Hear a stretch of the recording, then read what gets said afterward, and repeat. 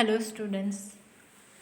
Today I am going to discuss about the magnitude of world trade in a present time. तो यहाँ पर magnitude का मतलब है विश्व के मार्केट के अंदर, विश्व के अंदर जो भी व्यापार हो रहा है वो व्यापार कैसा है।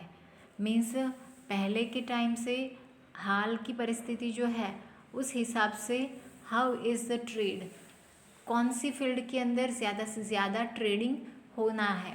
तो ये सब है मैग्नीट्यूड। मीन्स कितने टाइम्स ट्रेडिंग बढ़ा है, कितने टाइम्स ट्रेडिंग घटा है या फिर स्टेबल बना रहा है। तो that we have to discuss in this session. World trade report जो है वो बताती है 2013। उसके अकॉर्डिंग टू जो भी वर्ल्ड ट्रेड है वो historian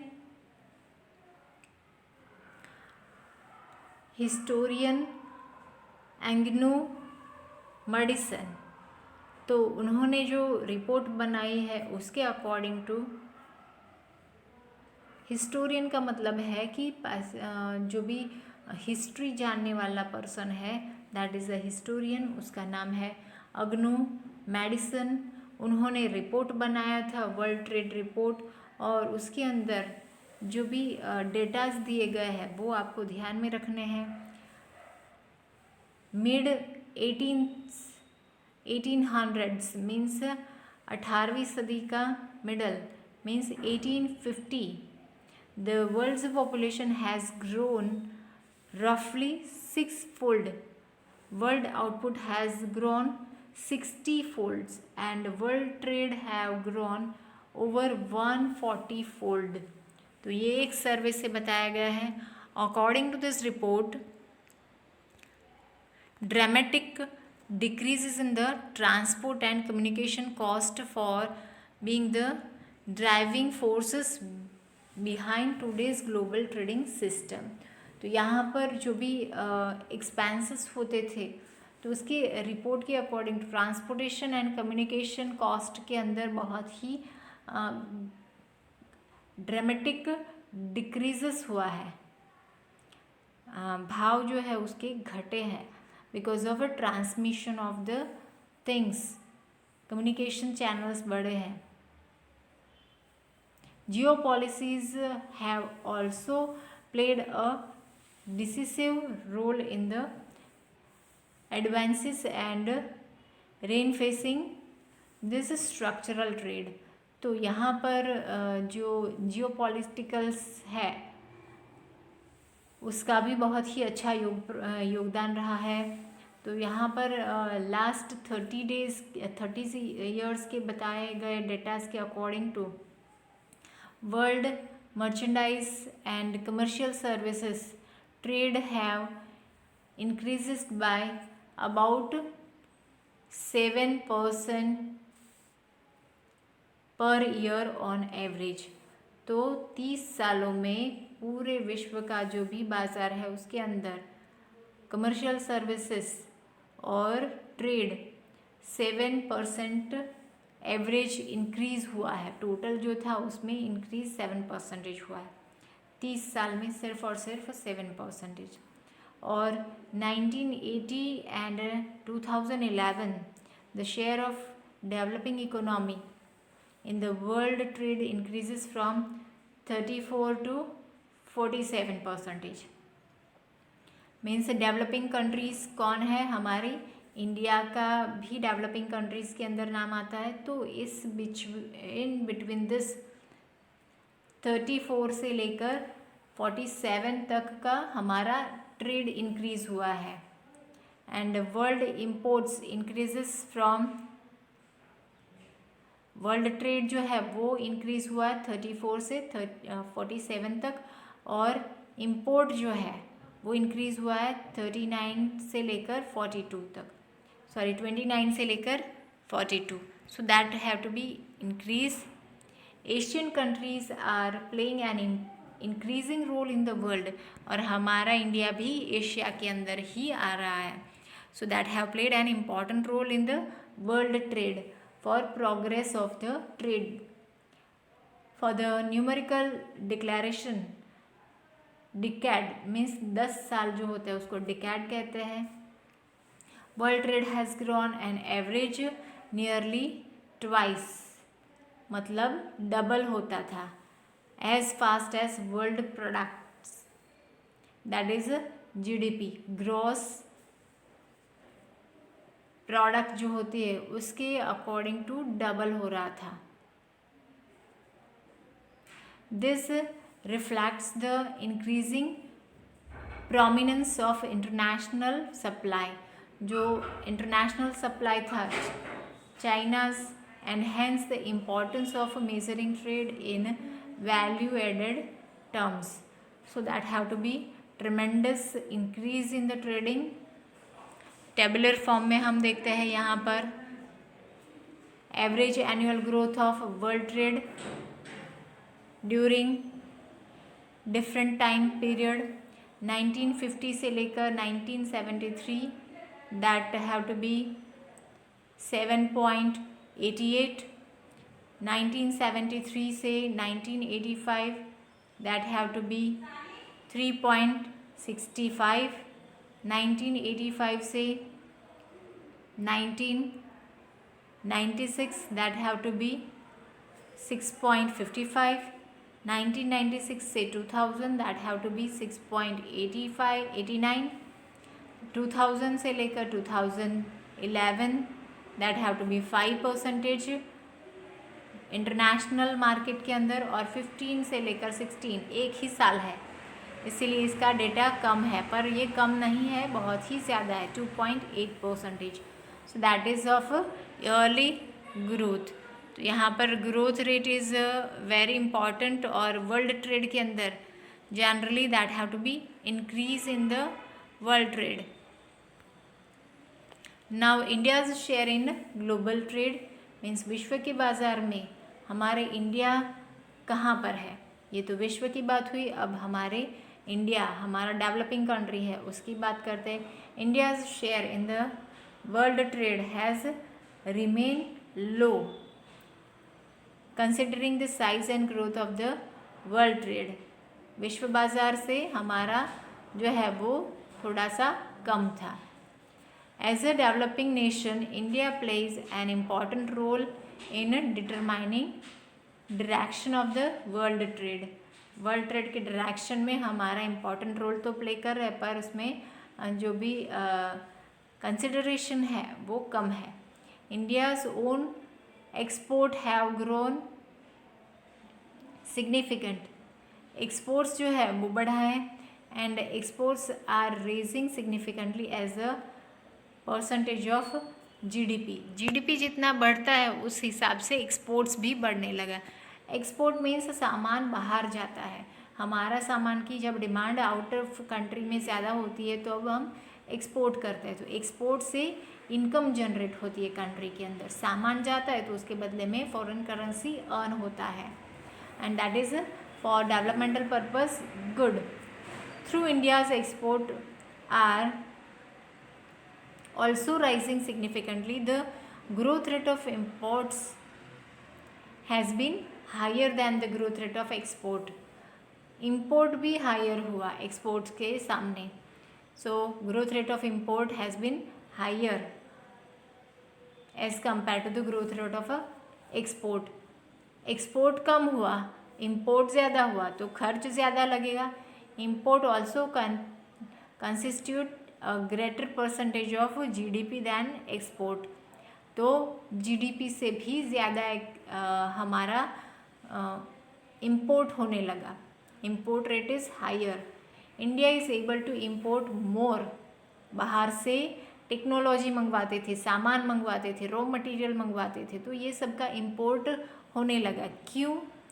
Rising the pace of growth and development have to be increased in the demand for import. तो हमारा जो कंट्री है इकोनॉमी को स्ट्रेंथन बनाना है, कंट्री की डिमांड फुलफिल करनी है, तो उसके लिए इम्पोर्ट करना ज़रूरी हो गया. और नेसेसिटीज़ अराइजेस हुई फॉरेन रॉ मटेरियल की. Foreign trade is possible with the import. India is able to export more because it is now able to produce better and desirable quality of goods. जो भी हमारे international market के अंदर हमारी जो product है उसकी डिमांड पहले से बेटर क्वालिटी की होने लगी और उसकी डिमांड भी बढ़ने लगी, तो एक्सपोर्ट भी बढ़ा है। कंपैरेटिवली प्राइस जो होते हैं वो भी अच्छे होते हैं, तो इसीलिए जनरेट मोर एक्सपोर्टेबल सरप्लस। तो एक्सपोर्टेबल सरप्लस का मतलब है कि हम जब सामान बेचते हैं तो उसके सामने फॉरेन करेंसी अर्न होता है, so that is called the exportable surplus. Then share of India's total trade in the world trade in 2014-15 was about 2.07%. So विश्व के बाज़ार से कंपैरिजन में बहुत ही कम है। Then the share of India's exports in the world export, विश्व के बाज़ार में हमारे इंडिया का जो ट्रेड है वो कितना है। 2005 में सिर्फ और सिर्फ 0.9, और हमारा जो रैंक है एक्सपोर्ट में 29th रैंक है। 2010 के अंदर हमारा एक्सपोर्ट हुआ 1.5% एंड दैट एक्सपोर्ट से 19th रैंक आ गए। देन 2012 के अंदर that have to be increased 1.6% and that is also the 19th rank. Same way सब जगह पे ट्रेड जो है 0.0% इंक्रीज हुआ है। ओके, 1.5 से 1.6, 1.6 से 1.7, 1.7, पर यहाँ पर जो रैंक है वो 19th ही रहा है। India's rank is only 19th rank. तो एक्सपोर्ट तो ज़्यादा से ज़्यादा होने लगा पर उसके सामने rank is also the stable बना रहा है। देन शॉर्ट नोट में आ सकता है वैसा एक क्वेश्चन है, that is of a size, composition, that is nature and direction of the India's foreign trade, means हमारे इंडिया का फॉरेन के अंदर डिमांड कितना है और उसके हिसाब से हम कितना प्रोवाइड करते हैं। So in order to understand the trade, यहाँ पर इंटरनेशनल मार्केट के अंदर हमारे डोमेस्टिक प्रोडक्ट की कितनी डिमांड है, कॉम्पिटिटिव ज़्यादा होते हैं तो उसके हिसाब से हमारे इंटरनेशनल मार्केट में स्टेबिलिटी कितनी है, कितनी डिमांड है, उस हिसाब से हमारे बिजनेस कितना डेवलप हुआ है, एक्सपांशन कितना हुआ है। तो उसके लिए साइज, कॉम्पोजिशन मीन्स कौन से टाइप की प्रेफर करते हैं प्रोडक्ट, इंडिया की कौन से पर्टिकुलर टाइप की प्रोडक्ट प्रेफर करते हैं, तो वो that is a nature and direction, means higher जा रहा है या फिर लोअर जा रहा है। सो दैट, तो पहले first of all size of India's foreign trade.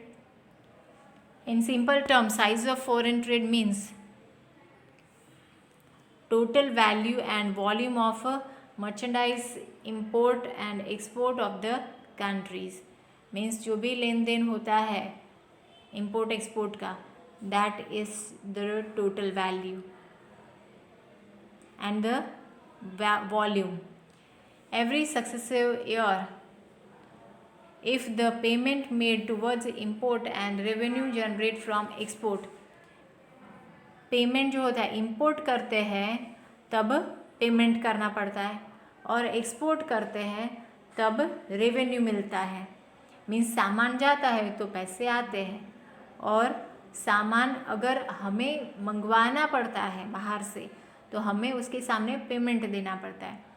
तो ये जो परसेंटेज है, value rises in the national income, जो अगर ज़्यादा से ज़्यादा एक्सपोर्ट करेंगे तो नेशनल इनकम राइजेस होगा और ट्रेड ज़्यादा से ज़्यादा राइज होगा। And it conclude that size of the countries foreign trade has increased. तो इसमें सरप्लस अगर ज़्यादा से ज़्यादा रेवेन्यू जनरेट ज़्यादा से ज़्यादा होता है एक्सपोर्ट करने से, तो that is increase in the foreign trade. Between the period of 1951 and 2016, the size of India's import-export, their percentage share in national income as well as their share in the world trade have increased. तो ये जो year है in between हमारा जो trade है वो increase हुआ है, size have to be increased volume of import export have to be higher.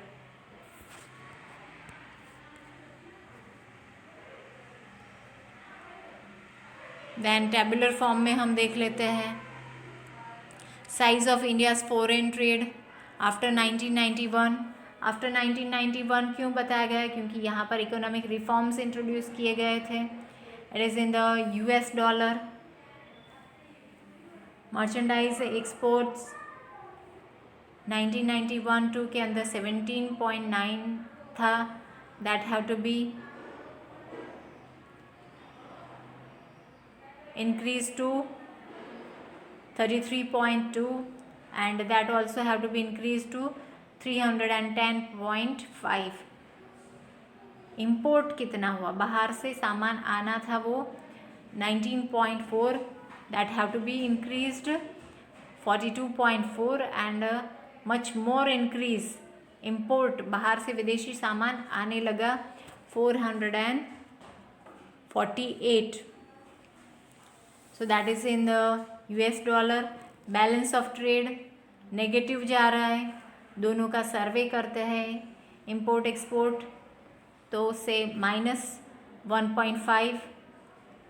That have to be increased the balance -9.2 और again that have to be increase the balance -137.5.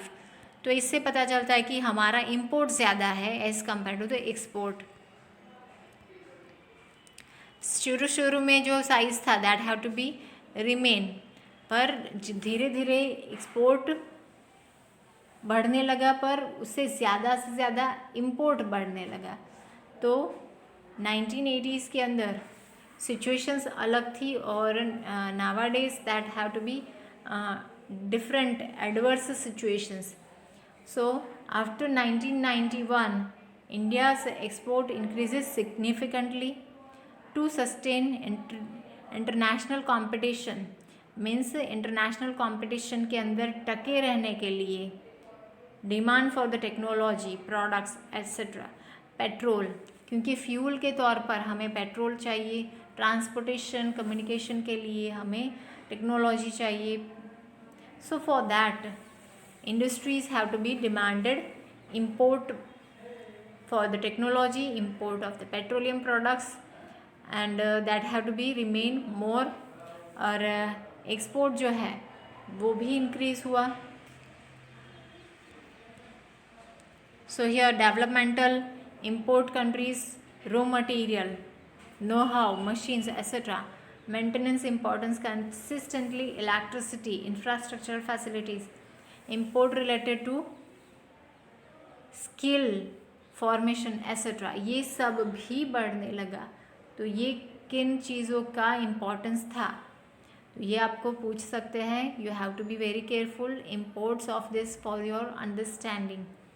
Now percentage share of trade in India's GDP. तो यहाँ पर India का GDP में कितना percentage है?